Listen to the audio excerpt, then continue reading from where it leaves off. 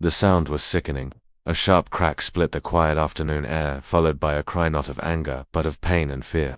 Jacob had only stepped out of his truck to grab a gallon of milk and some bread from the convenience store. He had just picked up his daughter Emma from school, and she was sitting in the passenger seat, happily kicking her heels and humming along to a pop song on the radio. But when Jacob heard the cry, everything else stopped. The moment froze. His heart pounded as another cry followed. Then he heard the unmistakable thud of fists meeting flesh. Behind the store, Jacob didn't think his instincts kicked in. The same ones that kept him going through years of raising his daughter alone, through long nights and tougher mornings. The same instincts that knew what fear sounded like. He told Emma to stay in the truck, locked the doors, and moved quickly toward the noise. What he saw behind that store would haunt him, but it also changed everything. She was no more than 17, maybe 18. She was pressed against the brick wall, her arms coiled protectively around her head. A man twice her size stood over her, screaming, fists clenched, face twisted with rage.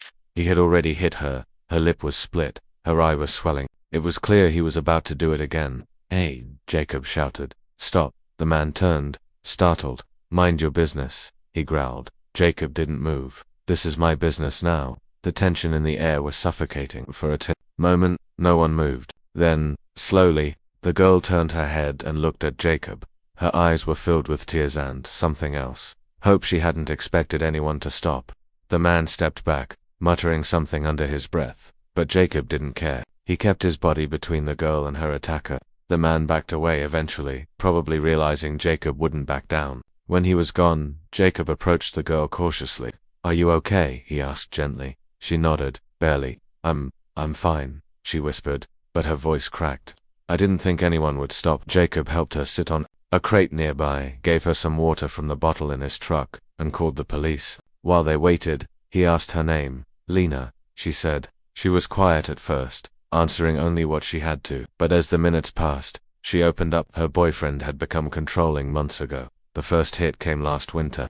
She had no family nearby. She'd dropped out of school. She had nowhere to go. And Jacob listened. When the officers arrived, they took Lena's statement and assured her they'd find the man. But as she watched them leave, Lena looked more lost than ever. Jacob hesitated before he spoke. "Look," he said, "I know I'm just some stranger, but if you need help, we'll help you. Don't have to be alone anymore."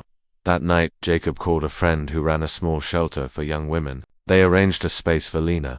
Emma helped make up the guest bed in the shelter's intake room, her small hands fluffing the pillows as she whispered, "Is she going to be okay, Daddy?" "I think so, sweetie," Jacob replied, watching Lena out of the corner of his eye. "She's stronger than she knows." Lena stayed at the shelter for weeks. She started therapy, got medical attention. Slowly, the bruises faded. Her confidence returned, bit by bit.